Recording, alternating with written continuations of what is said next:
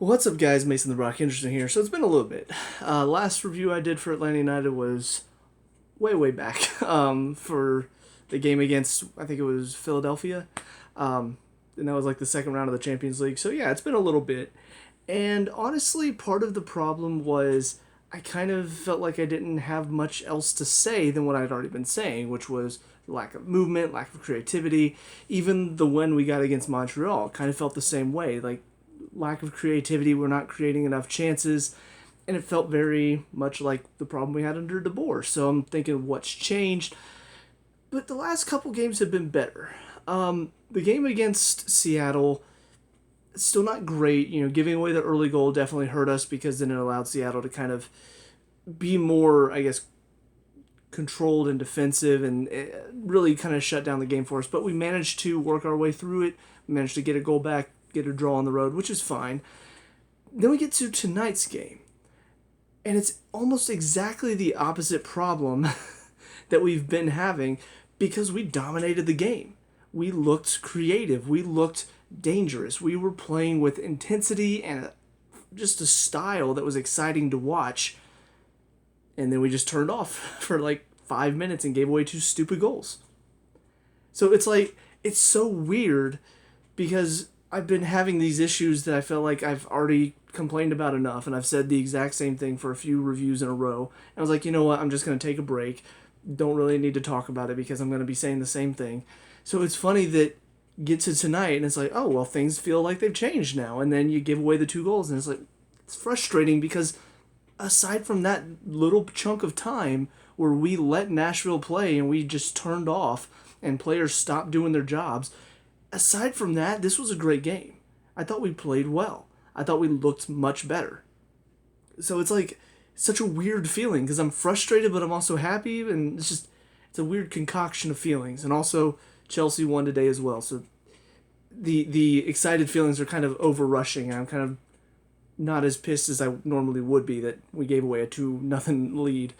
But anyways, first of all, let's talk about that little chunk of time because, yeah, it was bad. You just got players being pulled all over. You got players diving in. You got players out of position, not tracking runners, not picking up their marks, out of position again. It was bad. It was really bad defending. We gave them those goals. We honestly gave them possession for a lot of that time too, and we had no right to. I mean, we dominated the game. We were the better team overall. We just lost our focus, and I think part of that comes down to this is a young team. The oldest player on the field, I think, is Joseph at Guzan. But the oldest outfield player, I'm pretty sure, is Joseph at like 28, maybe. I think that's how old he is. But most of these players are like 21. Some are teenagers. This is a young team, and unfortunately, when you have such a young team, that can lead to lapses in concentration. Because unfortunately, young players, they lose their focus at times. And normally, you need that experienced mind to keep them in focus. I was really hoping Guzan was going to be that, but I don't know. It just feels less and less like he's motivating these players and he's getting them to focus. And, even being at home, I thought would also help. Because you've got the fans behind you, we're cheering you on, go, and all the noise, all the excitement. I feel like that should be enough to keep your focus, but no. You got players turning off still. You got players that, oh, well, I missed that guy and now he's tapping it into the back post. Oh, well, I'm sorry.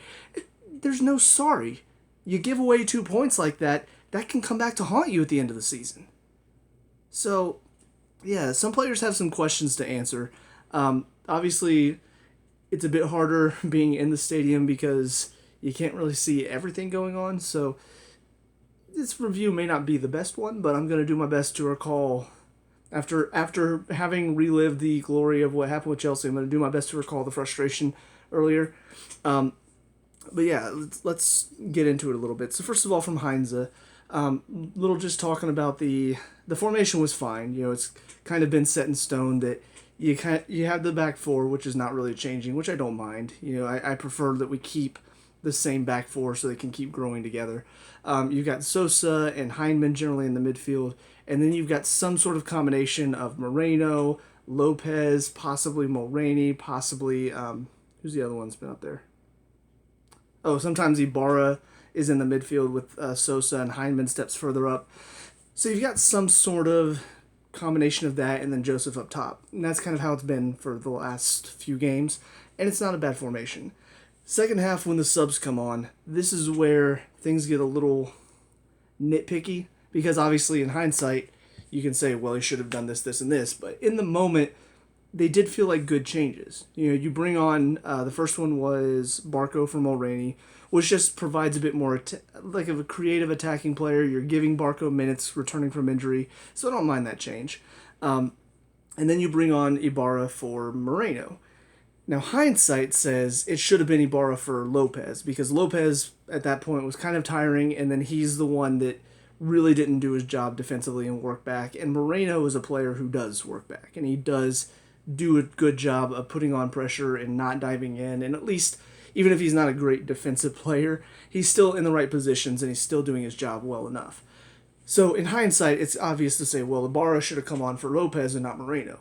But in the moment, it's not really a bad decision because it keeps Lopez wide, it keeps Barco wide, and you kind of have almost three in the midfield now because Ibarra's going to drop in a bit deeper where Moreno normally doesn't, because he tends to stay a bit higher unless we need him to drop back. But yeah, I think nitpicky-wise, I probably would have gotten Lopez subbed off as well. Even if you're not going to make that switch where he comes off instead of Moreno, I still think he needed to come off at some point. And we've got some decent players on the bench that can take that spot. We got some good defensive players as well, and I realize you don't want to just pack it in at 2-0 because it's not exciting to just pack it in. But I still think you bring on some fresh legs so that way we can work hard and keep the possession and keep our lead intact, because ultimately those tired legs are what hurt us. So yeah, that's about all from Heinze, though. I feel like he's still slowly growing into this, still has some growing room to do, but I think overall he's doing a decent enough job, and I'm waiting to see what's going to change. I'm waiting to see, like, is this the type of attacking play we can expect to see? Because we saw this against Chicago as well.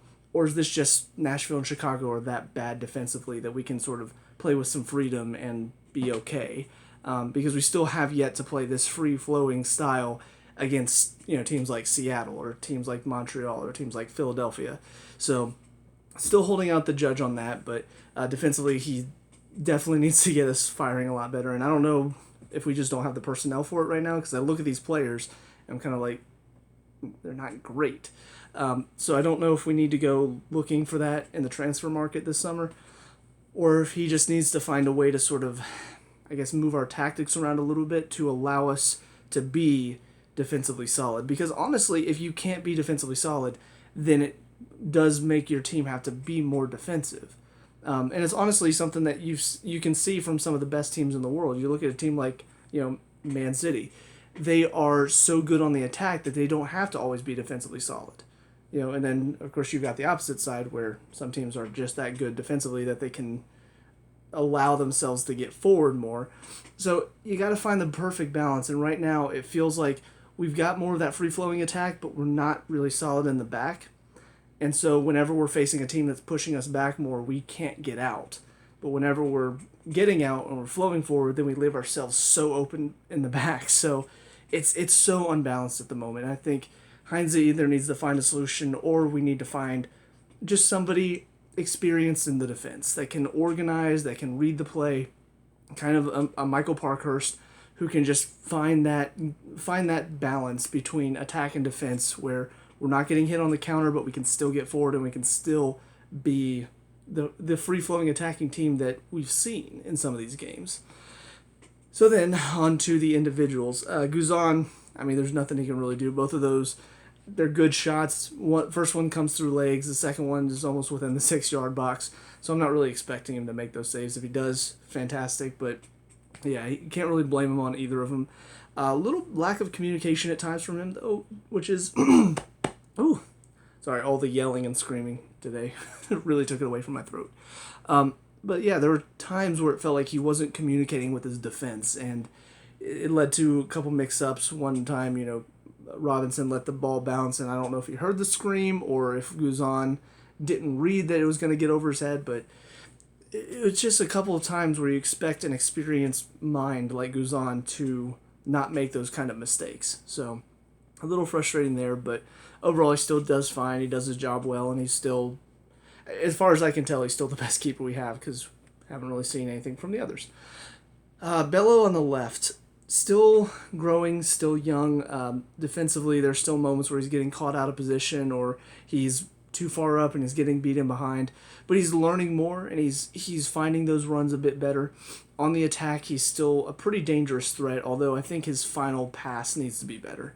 Because there's a lot of times whenever he's beating that first defender, but then his pass is just to nobody, or he doesn't see any options and he has to go backwards. And now if that's on the front men for not finding the runs, that's fine. But for the most part, it seems like Martinez is making those runs and he's getting himself in good positions. So Bello just needs to work on finding that final pass and making sure that he's finding one of our team, one of his teammates, to find the final ball, because that's what we need more of. Like, obviously he got the assist for Lopez's goal, and that's what we need more of. That's what we need to see a bit more from him, because he has that ability, but he doesn't do it enough for him to justify being up in the attack as much as he is. Lennon on the other side, he's a player that frustrates me at times, but then also at times I'm like, okay, good job, Lennon. Because defensively, for the most part, does okay. If he's in a one-on-one situation, he's generally pretty good. He's quick enough, he reads the play well enough to put his body in the way, he puts in a good challenge. But there's a lot to his game that just gets really frustrating. First of all, the crosses. He's just hopeful dumped balls that most of the time end up in the keeper's hands. You got to put some purpose on it. Whether you whip it in to make it more dangerous or whether you're looking for an actual head to find, do something more with the crosses. You can't just cross it and just be like, well, I hope this finds somebody. Actually pinpoint your crosses. Again, that's what made Gressel so good for us. He could actually put those crosses in, and even if they weren't accurate, they were dangerous because he's whipping them in with pace.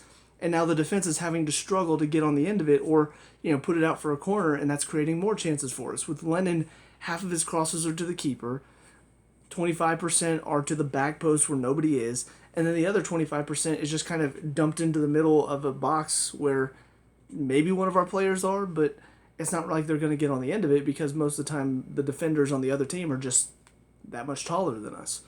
So, frustrating there, and then his positioning at times. I don't know if it's him or if it's the coach telling him where to be defensively, but he's our wingback. So he should be the guy on the back side, right?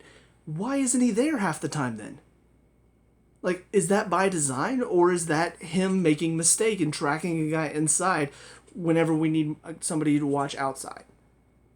And if nobody's tracking that guy inside, then he needs to be telling somebody, hey, you need to pick him up because I got this guy out wide. The second goal, Robinson is stuck with two guys on him at the end. And where's Lennon? In the middle. There's a point where ball comes across, backside, guy has a wide open shot at goal. Where's Lennon? Top of the box, in the middle. So where's he supposed to be? Is he in the right place? And if not, then Heinze needs to get on him. Heinze needs to tell him, hey, that's not where you need to be. Defensively, we need to be better. And I feel like a lot of it comes down to the wide players. Because most of the goals that we've given up that I can think of come from wide crossed in. And sometimes it's a mistake from one of the middle guys. I've a couple of moments where Walks has missed his clearance or, somebody didn't track the runners. But a lot of the goals I can think of come from the crosses, which means we're not closing down the cross quick enough, which allows them to get a good cross in. So why are Bello and Lennon not doing their jobs? So, yeah, he's just... Lennon, because I'm already not a huge fan of him, because I already feel like he's not the quality that I want to see, the fact that he has these moments where suddenly he just completely loses himself and completely is not there and it's just out of position, seemingly, it just gets more frustrating because I'm like, why don't we have better options at fullback on either side, honestly? Like, again, I'm not trying to berate them, and I'm not trying to say oh, they're just awful and they're terrible, But the quality that I've come to expect from Atlanta, they don't meet that quality. Bello, he's got potential. He could be a great left back eventually. Once he grows up a bit more, once he can kind of keep his head a bit more and read the play a bit better. But right now, he's still a kid, and he's playing like a kid at times. Lennon, very much an average MLS player. But I don't want to see average MLS. Because the reason I started following Atlanta in the first place is because they were better than the MLS. They were stepping up the quality of the MLS. And now we're settling for MLS quality players. So, yeah, frustrating there into the midfield, or the middle of the defense. Walks very similar to Lennon. It's just, he's MLS quality. Like, there are too many moments where I feel like he's not putting his foot right. He's out of position. He's not really reading the play well, and now he's chasing the guy instead of being in the right spot to make sure that the guy can't get on the end of it. It's just too many mistakes. And they're not... Like, whenever he does make a mistake, he does work hard to rectify it, which is good. But it's still bad that you're making mistakes as a defender. You can't really do that at the professional level. You can't make mistakes as a defender because when you do, they lead to goals. And it's an unforgiving position on the field, but that's how it is. So if he can't rectify those mistakes before he makes them, then we have to deal with the fact that we've got a defender that's just going to make mistakes. He's going to swing and miss. He's going to have moments where he's turned off. He's going to have moments where he's lost track of his man. He's going to have moments where he doesn't read the play and he's beat in behind. And I don't want to deal with that worry. Because LGP, he was very much like that as well.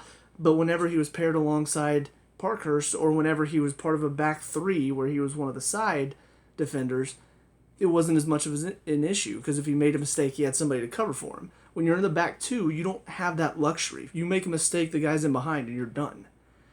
So it's just, again, Heinze needs to figure out what he wants to do. Whether he goes with a back three, whether he just works with these guys and gets them better, or if we need to go get a better center back, because Franco so far hasn't shown that he's any better.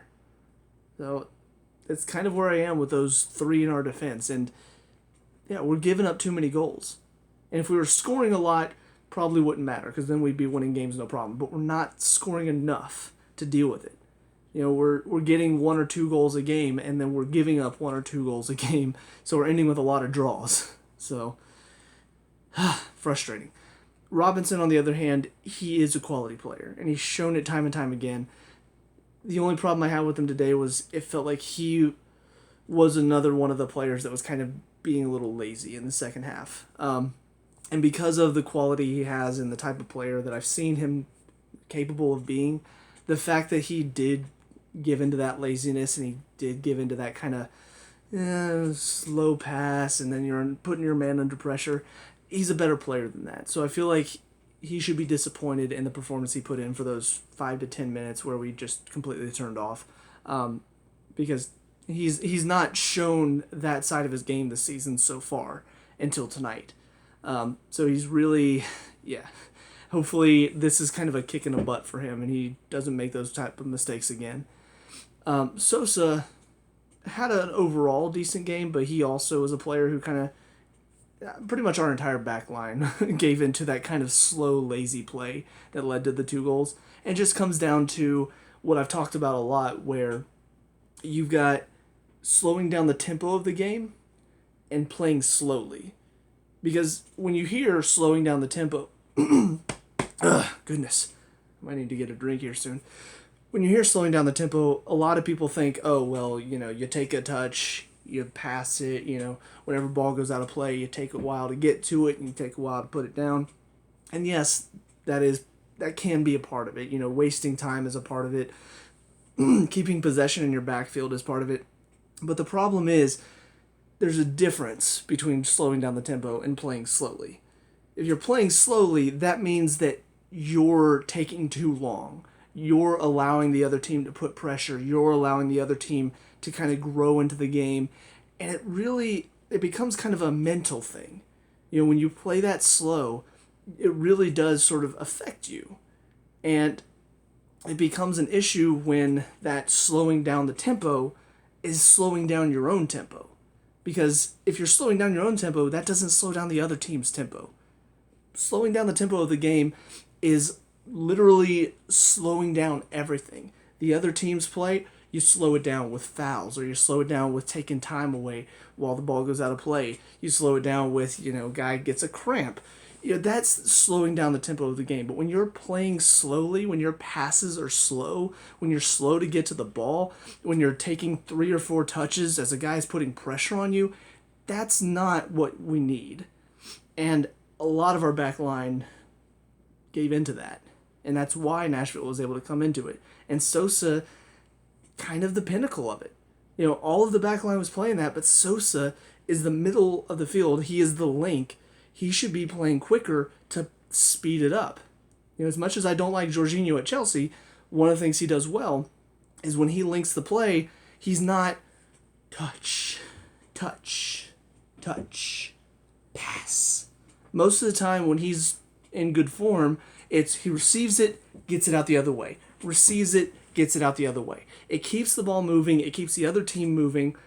And yes, it's quicker, but it's slowing down the other team because now they have to chase the ball. They have to chase you around the field. And it works. It slows down the other team. It keeps them from being able to build up momentum. But we didn't do that. And yeah, Sosa kind of spearheaded that. In fact, there was one point where he came under pressure from a guy after taking 3 or 4 touches instead of getting rid of it. Came under pressure, nearly lost it, kept control of it. Another guy pressures him, still doesn't get rid of it. And then he finally turns out of it and then gives it away. I'm just like, there's your problem. You got a player taking 7 touches when he could have easily gotten rid of it with 1. So, yeah, Sosa, he has his moments where he shows his quality and he shows the type of player he can be, but then he has moments where he just looks stupid. He makes some dumb decisions, and I don't think he's a dumb player, but I just think he loses his head at times, and we don't need that. We had LGP for 3 years. We know what it's like to have a dumb player that makes stupid decisions. We don't need that from a young player that's basically the pinnacle of how we play and how we keep possession. So that's my rant there. I realize I'm ranting a lot, but don't worry. When I get to the front of the field, it's going to be a lot less ranting because kind of I'm good and then not involved. Yeah, so first of all, Hyndman, worked hard the first half, but then kind of disappeared as the game went on. And he's always been that kind of player that will pop up with some good moments here and there and then just kind of quietly do his job decently enough. And had another one of those games tonight. Mulroney on the left side, I prefer him out on the left wing, honestly, just because he has that ability to kind of take it past the defender and get a good cross in. And I feel like whenever he's on the right side, the tendency is beats the defender to his left foot because it's a strong foot, and then it's a shot into a defender, or he's got to just pass it backwards. So I feel like whenever he's on the left side, he tends to go down the line a lot more, which at that point you don't really have the option of going backwards most of the time. You have to get a cross in, and I feel like it kind of pushes along our attack a lot more. But I thought he had a pretty good game tonight. Moreno, for me, man of the match, and he got the Golden Spike and the man of the match award, unsurprisingly, because he just worked his butt off, and he's had a couple good games in a row now, and I kind of hope he stays that way, because we got Barco coming back, Joseph is still returning to full fitness, and Moreno is going to be a good player to kind of be that workhorse, be that player that's all around the field. He's popping up at so many different places. He's clever. He's good about getting out of a tight situation. Probably should have won a penalty, but of course MLS refs suck. And yeah, he just worked really hard and definitely earned that man of the match award. And again, the fact that he got subbed off, in hindsight, probably wasn't the best decision because of how much he affected the game for us on both sides of it, because he works back too. So, yeah, it was really good to see another good performance from him, and I hope he can keep growing. And, yeah, so far he's done well, and I've liked his performances. So, yeah, good to see from him. And then Lopez obviously got his first goal, and he's had a couple of good moments in the past few games, but he's not really had overall good performances, and another night of that, really. Because he had a couple good moments in the first half, and then he pops up with a good goal. But then he has a lot of moments where he's just not involved, or he's losing possession too easily, or he's not tracking back when we need him to. And we need him to do more than what he's doing. We need him to pop up more in the game. Or even if he's not popping up, as long as he's quietly doing his job like Heineman normally does, then that's fine. But the problem is he's not. He's noticeable in the good ways, and then he's noticeable in the bad ways. And unfortunately, when you have a player that's so noticeable in the bad ways, it's kind of hard to say that he had a good game, even with the goal. So, yeah, I know he's young and he's still got a ways to go. And honestly, in the starting 11, he may not feature if Barco is fully fit, and then you got Mulroney ready. He probably will lose out his spot to Barco, and it'll probably be Mulroney, Barco, and Moreno as your kind of three in behind Joseph. But he's shown his potential, so I hope that he can grow on that, and he can continue to grow as a player and kind of weed out those inconsistencies in his performances. And then finally, Joseph. A disappointing night for him just because I feel like, I don't know, the play right now, it feels like we're not really playing to his strengths. Because his strengths are he gets himself in a good position in the box, and we find that good cross and we put it on his foot, and then most of the time he's going to find the goal. Problem is the crosses coming in are from Brooks Lennon, and they're not to him specifically. He's having to battle the defender, which he does, but unfortunately most of the defenders can put up a good fight if it's not specifically to him, or if whoever's crossing it in has not seen his run. Because that's the thing, when Gressel was crossing it in, he knew where to put it to allow Joseph to attack it at the best of his abilities. When Lennon crosses it in, it's just kind of a hopeful ball that Joseph has to go chase, and if he's chasing it, it's a 50-50. And he'll win half of the 50-50s, as 50-50s are. But unfortunately, that's not what we need for Joseph. We need him to be receiving balls that are specifically tailored to him, because when we do, he's going to find the net. He's very good at finding the net when we find him. But when he has to go chase it, it makes his job a lot harder. And he is kind of a mental player, so if he's getting frustrated, chances are he's not going to find the back of the net. Because we've seen it throughout his career here in Atlanta that when he gets frustrated, he doesn't play well. So you kind of have to start playing to his strengths. And I know it's kind of a weird concept because it's a team game, but when you have somebody who has the ability to just finish, you need to be finding him more. You need to be playing to his strengths, whether getting him in behind or whether putting in crosses that are on his foot or, at the end of his run. We got to start doing that more. Because we lack him right now. That's kind of the big thing about our attack is we're lacking getting Joseph involved.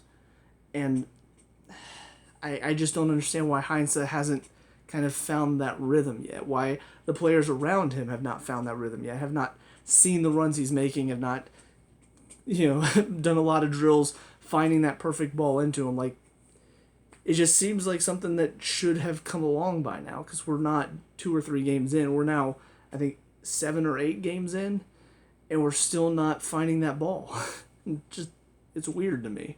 But yeah, so that's about it for Joseph, though. Subs that came on, Barco, looked pretty lively, but ultimately kind of ineffective tonight. And I don't know how much of that is just the lack of movement in front of him, but it felt like anytime he got on the ball, it was just a wall of Nashville players, and he couldn't find a way through.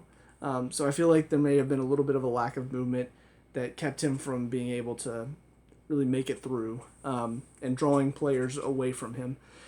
And then Ibarra came on and did okay, but the fact that we turned off while he was on the field, like he generally, whenever he comes on, is kind of a hard worker. Still don't really know what type of player to expect from him, but from what little bit I've seen, he does well to win the ball in the midfield and to put himself in a good position to attack it and kind of be a buffer in front of our defense.